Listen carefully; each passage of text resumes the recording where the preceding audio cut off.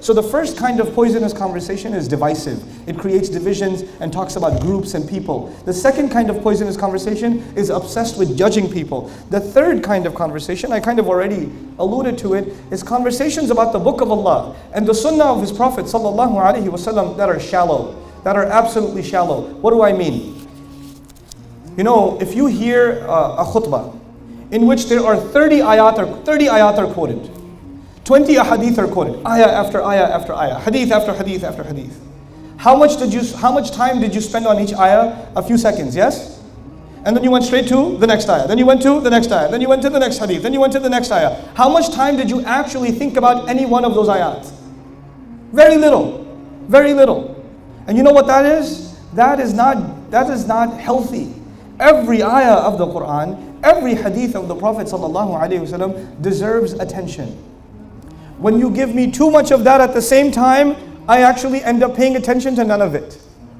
To none of it.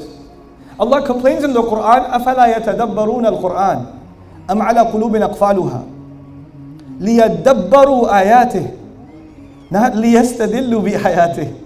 He says لِيَدَّبَّرُوا آيَاتِهِ, so they can think deeply about His ayat. Hour and a half I plan to talk to you tonight. About how many ayat? About how many ayat? Do you know? One ayah. Because it deserves attention. We need to think about it. So what happens is people will quote lots of ayat, but they won't go in depth in any one of them. Now when you don't understand something in depth, is there a chance that you're misunderstanding it? Absolutely. When you don't understand something in depth, there is a lot of room for misunderstanding.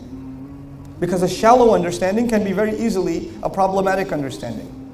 Let me tell you something else while I'm on this point. This might be a little bit harder to understand, but an important point. The most supreme thing that we have in Islam, the highest truth that we have in Islam is the Book of Allah. يقول سبحانه وتعالى وَكَلِمَةُ اللَّهِ هِيَ الْعُلْيَا. The word of Allah is in the highest place. The highest thing we have is what again? The word of Allah. Now what happens? Somebody says, they have a bias already.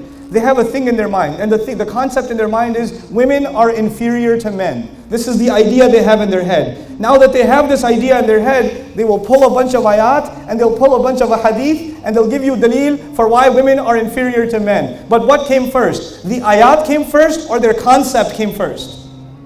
Their concept came first, and they use the ayat to prove their concept. This is incorrect. We don't want to make any assumptions before we turn to the Book of Allah. The Book of Allah will decide how we should think. We don't decide how to think about the Book of Allah. You understand? So there's this bias. You already have your mind made up. And by the way, this can go really crazy. Some people can say, well, we have to kill every non-Muslim. Let me prove it to you. And they'll give you 100 hadith and 50 ayat. And they can do it. It's very easy. I've seen it done. What's the problem with that? And some young 19-year-old listens to that speech and says, man, he's got so much daleel. He quoted so many ayat and so many hadith. He must be right. Because it's in the Book of Allah. No, you monkey. The conclusion came first and the research came second. In every field of knowledge, what comes first? The conclusion or the research? The research comes first, and then based on the research, you decide a conclusion. This is the exact opposite of what they do. So it sounds like a very Islamic lecture, because it's got a lot of ayat and a lot of hadith. But you know what? It's a very un-Islamic approach. Because their bias, their opinion, has already taken a supreme position, and everything else is being inserted inside it. SubhanAllah. And we Muslims get taken advantage of. They think that's from Islam too. So many of the things we hear today, unfortunately, so many of the things we hear in the name of the Book of Allah are an insult to the Book of Allah. They're an insult. The exact opposite of the meaning is being taught. So many times. It's a painful thing to listen to. Wallahi, it's painful. Now the next, just a couple more that I want to share with you. There's this isolationist. I know it's a big word, I'll make it easy to understand. There's this isolationist conversation about Islam. By the way, these kinds of conversations about Islam, have you heard them before? Conversations that make divisions between people, have you heard that before? Have you heard conversations that judge people? Have you heard conversations where people already have their mind made up and then they use the ayat and a hadith? Have you heard these kinds of conversations? We are being taken advantage of as a population. And this needs to stop. This needs to stop. Now another, just one more that I want to share with you is isolationism. And what that means is that they'll tell you that the only people who have the haqq is us. And if you want to be safe, don't listen to anyone else. Because if you listen to them, you will become misguided. And you want to go to Jannah, right? The only way to go to Jannah is you stay in my halaqah. You just listen to me, because all the other people are misguided. And these people have an updated list of the misguided scholars every week. If you want to save yourself, only listen to us. And you know what happens? People listen to them and they isolate themselves. And they isolate themselves from their family. These people cut themselves off from their own family. They don't want to listen to their family anymore. Well, my parents don't listen to my shaykh, so I don't want to deal with my parents. I don't want to deal with my family because they're not on the haqq. And so you use the deen and you misuse the deen to isolate people from their own families, from their own communities, from their own societies. Where I live in the United States, there are some isolated communities in the United States. You know what they teach you? They teach you in these communities, they teach you the non-Muslims, these are the kuffar. They are najas. They are evil people. Don't deal with them. If you deal with them, if you become friends with them, if you talk to them nicely, if you do business with them, they are a fitna. They will take you away from Islam and they will make you kafir. So stay away from them.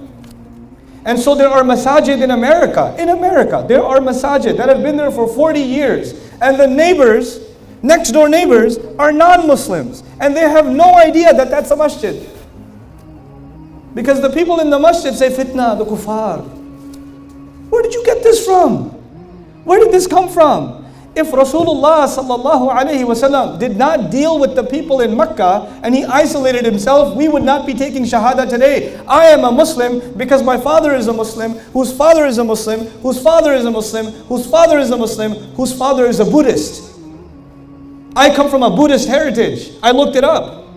My great-great-great-grandfather was actually a Buddhist. And he became a Muslim. Somebody had to talk to him and not treat him like najas. Somebody had to show him courtesy. Somebody had to treat him like a human being. Somebody had to show him love and respect. You know? I was in the elevator in the hotel over here and the guy's name was, God, what was his name? Ritik. That was his name. It's hard to pronounce. Starts with an H. Ritik. Obviously not a Muslim name. But you know what happens? You read the name and you say, okay, it's a Muslim guy, Muhammad. Assalamu alaikum, brother. How are you? Hindu name, man. Two.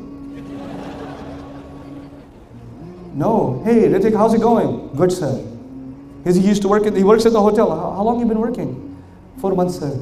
How's the job? It's hard, sir. Man, it's tough, I know. And we just became friends. We just chatted. Astaghfirullah, I talked to a kafir. Relax, guys. The deen does not teach you to hate non-Muslims.